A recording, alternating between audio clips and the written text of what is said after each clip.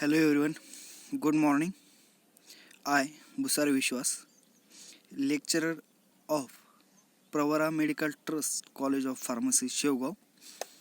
My subject is pharmaceutical jurisprudence. So my dear students, previous some lecture we discuss Drug Price Control Order 1995 Act. Previous lecture we have seen manufacturing, then net worth, pre-tax return, retail price, retailers, then schedule bulk drug, schedule formulations, sale turnover, wholesaler, then price of bulk drugs,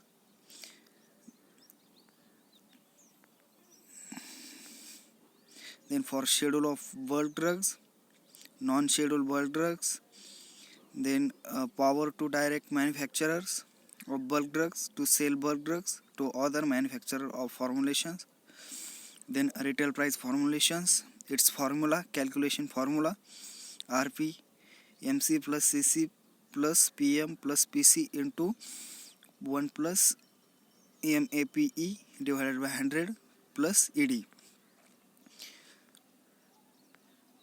Then power to fix retail price of schedule formulation. And today we are going to discuss the next or remaining points. आजच्या लेक्चरमध्ये आपण remaining जे point राहिलेले आहेत power to fix selling price of schedule formulation हा study करणार आहोत. In that म्हणजे power to fix selling price of schedule formulation म्हणजे काय, तर त्याची किंमत निश्चित करणे. जी सेलिंग प्राइस आहे त्याची किंमत निश्चित कशी करायची त्याच्याबद्दल आहे. Considering the cost or efficiency or both of major manufacturer of schedule formulation, single ingredient formulation of bulk drugs from first schedule and sold under generic name. म्हणजेच काय तर त्याची किंमत, त्याची कॉस्ट म्हणजे कॉस्ट म्हणजे त्याची किंमत किंवा त्याची एफिशियन्सी, त्याची कार्यक्षमता किंवा शेड्यूल फॉर्म्युलेशनच्या दोन्ही प्रमुख उत्पादकांचा विचार करा.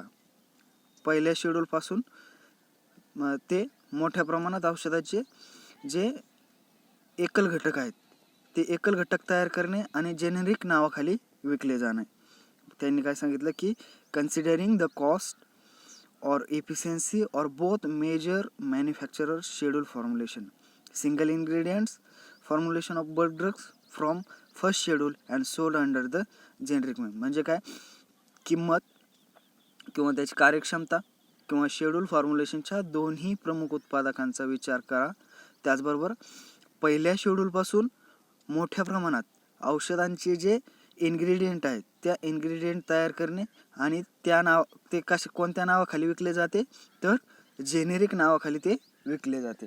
कोणत्या नावाखाली विकले जाते, जेनेरिक नावाखाली ते विकले जाते.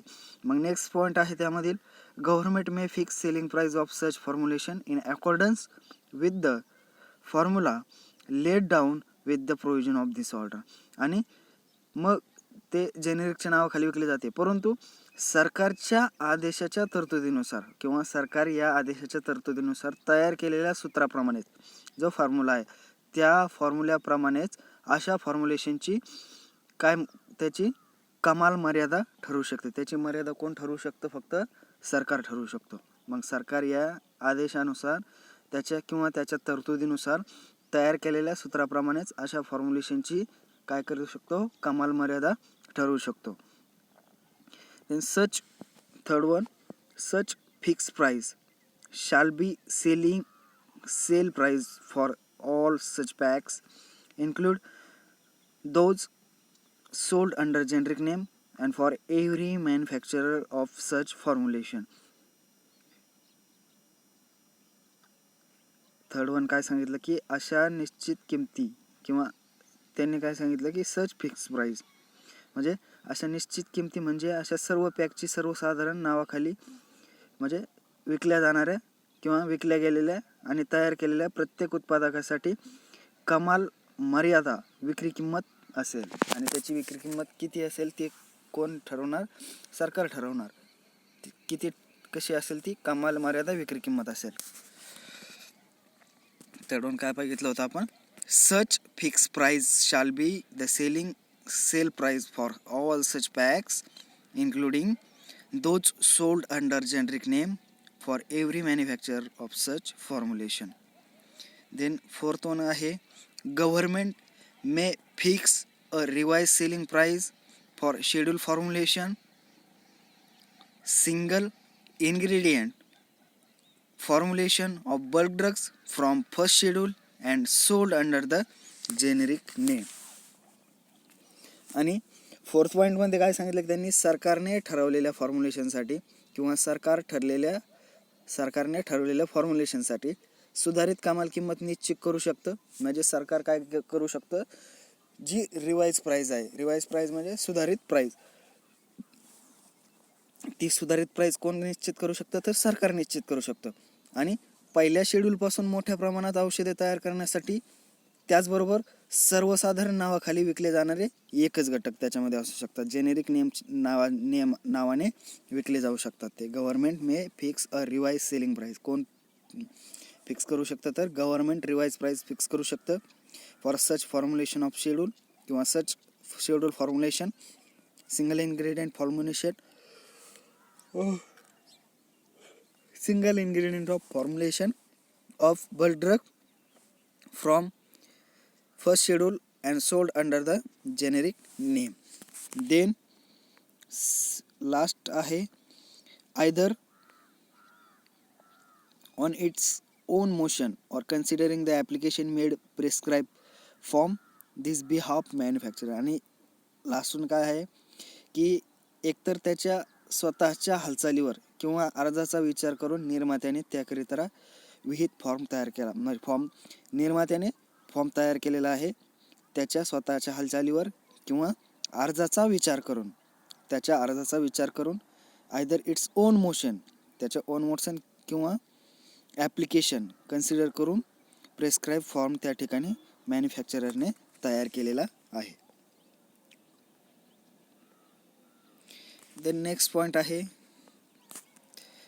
त्यामधीलच पॉईंट आहे, to enable the manufacturer of similar formulation to sell such formulation in pack size different to the pack size for which the selling price has been notified, the manufacturers can work out the price for their respective formulation packs in accordance with the specified norms and intimate the price of such packs so work out to the government. आणि समान फॉर्म्युलेशनच्या उत्पादकांना, जे उत्पादक आहेत त्या उत्पादकांना अशा formulation पॅकच्या आकारात, भिन्न पॅक आकारात विक्री करण्यास सक्षम करण्यासाठी ज्या कमाल मर्यादा किंमत सूचित केली गेलेली आहे, म्हणजे जी कमाल मर्यादा किंमत त्या ठिकाणी सूचित केली गेलेली आहे,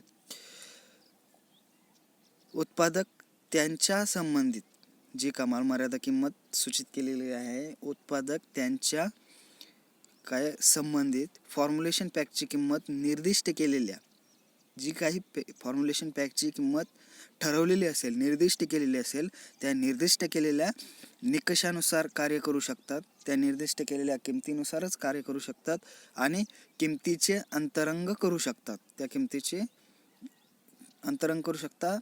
अशा पॅक म्हणून सरकारकडे ती वर्क करते.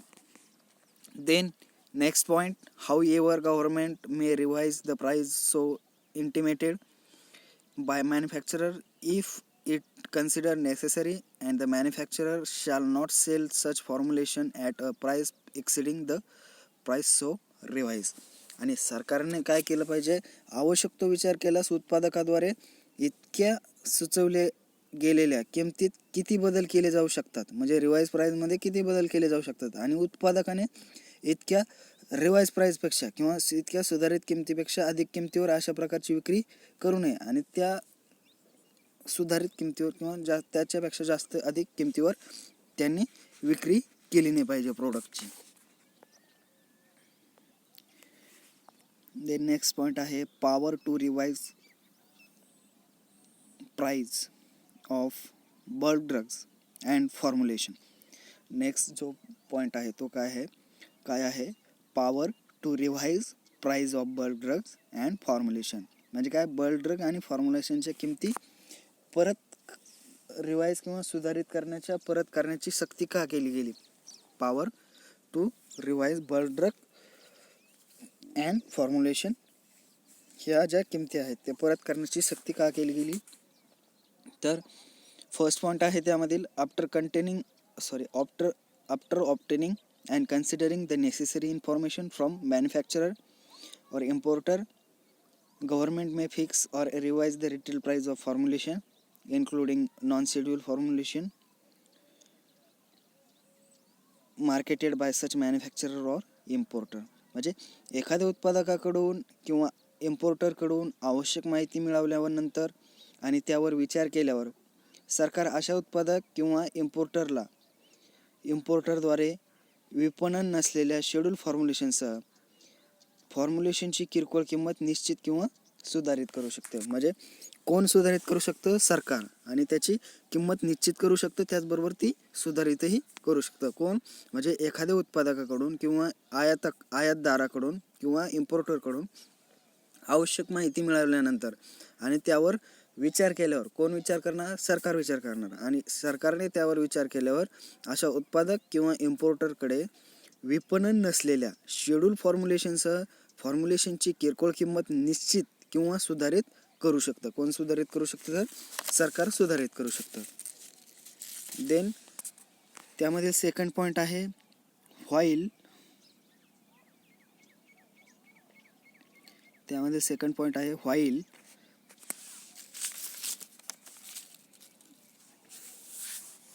Doing so the pre-tax return on the sales turnover of such manufacturer or importer should not exceed the maximum pre-tax return specified in third schedule. आणि असे करताना अशा उत्पादक किंवा आयातदाराच्या विक्री किंवा त्याची जी काही उलाढाल असेल त्याच्यावर जो प्री टॅक्स असेल तो जो पूर्व कर परतावा तृतीय अनुसूचीमध्ये निर्दिष्ट कमाल प्री टॅक्स रिटर्नपेक्षा जास्त नसला पाहिजे. आणि त्याचा जो टॅक्स आहे तो प्री टॅक्स रिटर्नपेक्षा काय नसला पाहिजे, जास्त नसला पाहिजे. देन थर्ड पॉईंट आहे for the public interest also the government may by order fix to revise the retail price of any formulation including non-scheduled formulation. आणि जनहितासाठी त्या ठिकाणी काय, पब्लिक इंटरेस्ट, जनहितासाठी सरकार गैर अनुसूची तयार केलेल्या कोणत्याही किंवा गैर अनुसूची तयार केलेल्या सूत्रासह कोणत्याही सूत्राच्या किरकोळ किमतीत सुधारणा करण्याचे आदेश देऊ शकते. म्हणजे ज्याची जी काही किरकोळ किंमत असेल त्याच्यामध्ये जर काही गैर अनुसूची केलेली असेल तर त्या गैर अनुसूचीमध्ये तयार केलेल्या कोणत्याही सूत्राच्या त्या किरकोळ किमतीमध्ये सुधारणा करण्याचं काम आदेश कोण देऊ शकतं, सरकार देऊ शकतं. देन लास्ट पॉईंट आहे the government has also power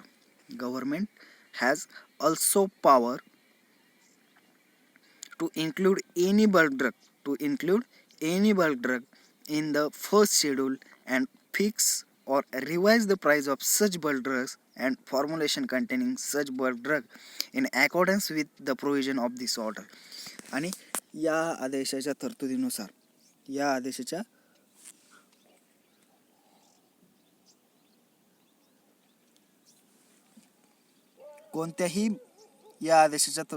कोणत्याही बल्क औषधाचा प्रथम नियोजित वेळापत्रक समावेश करण्यात यावा.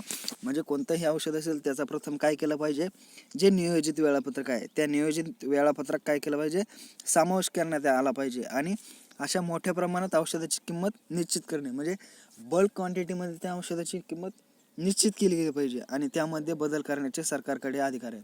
त्याच्या किमतीमध्ये त्याच्यामध्ये बदल करण्याचे अधिकार कोणाकडे आहेत, फक्त सरकारला अधिकार आहेत. देन नेक्स्ट पॉईंट आहे drug price equalisation account DPA. Drug price equalisation account account हा नवीन पॉईंट आहे. Government may recover the dues accrued under the provision of the act or drugs prices control order 1979 from the manufacturer, importer or distributor as the case may be, and deposited the same into an account known as drug price equalization account. The next point, the amount from a drug price equalization account shall be utilized for. त्याच्यामध्ये कशासाठी utilise होतो त्याचा, तर first point, paying the shortfall between the retention price and the common selling price or the pooled price as the case may be to the manufacturer or importer और distributor to increase the production or to secure the equitable distribution or availability at fair price of drugs. म्हणजे distribution त्याचबरोबर काय increase करण्यासाठी, production increase करण्यासाठी आणि secure the equitable distribution and availability at fair price of drug. Then second point, meeting the expenses incurred by the government by in discharging the function under this provision. Then third one आहे promoting higher education and research in pharmaceutical science and technology. कशासाठी utilise होतो आणखी त्याचा, जे higher education त्याचबरोबर research in pharmaceutical science आणि technology आहे ते प्रमोट करण्यासाठी त्याचा उपयोग होतो. देन नेक्स्ट आहे carrying into effect the fix or revise price its display and proof thereof. त्याच्यामध्ये the manufacturer or importer shall carry into effect the price of bulk drug or formulation fixed by the government from time to time. म्हणजे time to time government काय करतं, त्याची price fix करण्याचं काम करतं within 15 days from the date of notification. आणि date of नोटिफिकेशनच्या 15 days पासून. देन द मॅन्युफॅक्चरर, इम्पोर्टर और distributor from formulations shall display the retail price of that formulation in edible print mark on the label of the container with words. आणि त्याच्या लेबलच्या कंटेनरच्या लेबलवरती in edible print मार्कमध्ये काय display केलं जातं, retail price त्याची display केली जाते. Then retail price not exceed preceding it and local taxes extra succeeding it in the case of scheduled formulation. And second, the maximum retail price preceding it and the words inclusive of all taxes succeeding it in the case of non-scheduled formulation. And last point is such formulations or such manufacturer or importer shall issue the price list and supplementary price list. कोण issue करतं, manufacturer आणि importer. काय issue केलं जातं, जी price list आहे किंवा supplementary price list असेल in specified form to the dealer, state drug controller and government. Next one आहे sale of split quantities of formulation. No dealer shall sell loose quantity of any formulation drawn from pack of such formulations at a price which exceed prorate retail price of the formulation plus 5% thereof, provided such formulation shall not be compounded at the premises of the dealer. In that first point, price of formulation sold to the dealer or retailer, a manufacturer or wholesaler shall sell the formulation to retailer at price of equal to the retail price specified notified by government mean 16% thereof. In case of scheduled drugs, government may fix in the public interest the price of any formulations sold to the wholesaler or retailer. Thank you everyone. Thank you again. Remaining points of this chapter will be studied in next lecture. Thank you.